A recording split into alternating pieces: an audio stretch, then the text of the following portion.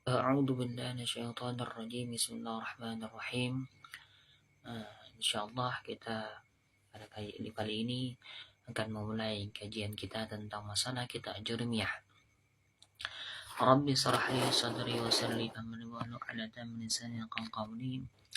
Qala al-musannifu rahimahullah nafa'ana fi'lu fid darain amin rabbil alamin. Bismillahirrahmanirrahim, dengan nama Allah yang Maha Pengasih lagi Maha Penyayang.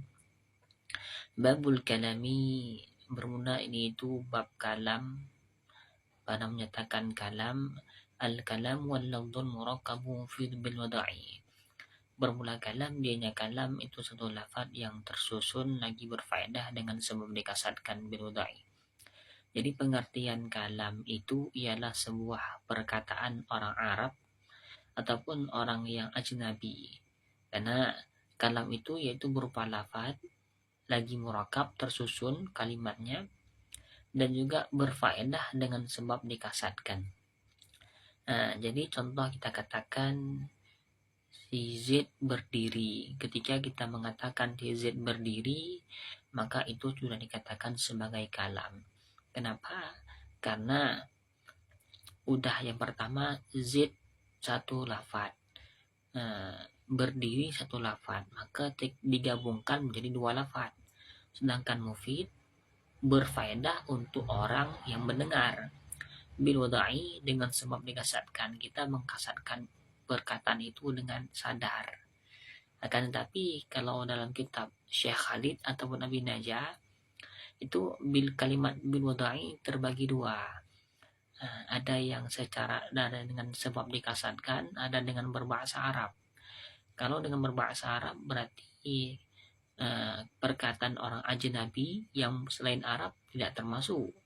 Maka dikatakan yang lebih afdal yaitu dengan kasat, bukan dengan berbahasa Arab. Walaupun ada boleh dengan berbahasa Arab yang mengartikan bil wada'i.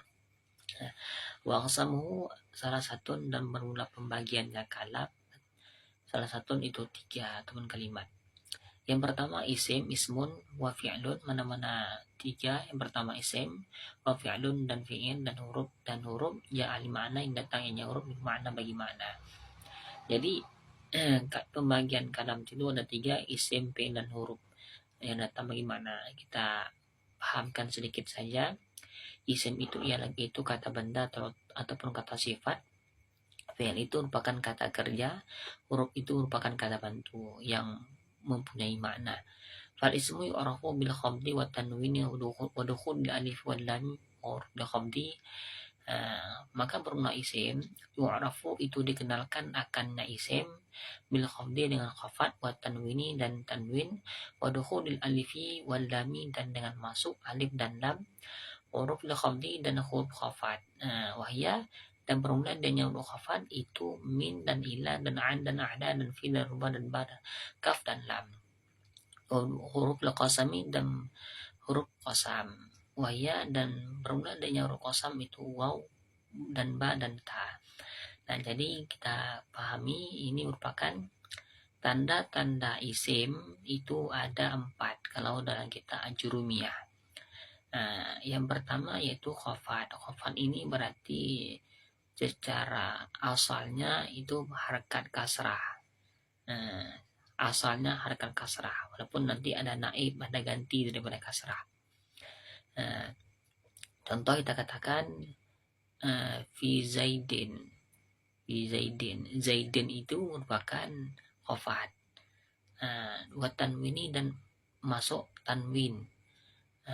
Contoh itu dikatakan situ, coba ismun salah satu, nah itu merupakan karena ujung ada tanwin boleh fathatain, kasratain, dumatain, maka ini itu tanda isim. Yang kedua, yang ketiga wadukhul alifi dan masuk alif wal lami dan lam.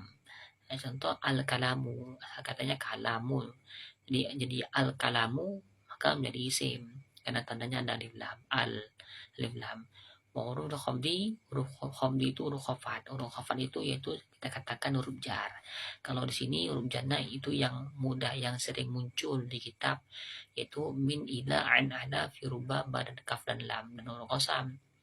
Ini yang sering muncul, akan tapi kalau dalam kitab Takhrul Aqwal atau kita katakan kitab Awamil, itu huruf jar terdapat 19 huruf, yaitu ba, min, ila, fi'an, wa kasam, ba kasam, ta kasam, lam rubah, wawnya rubah, ada kaf, mud, mundu, hatta, hasya, ada khala.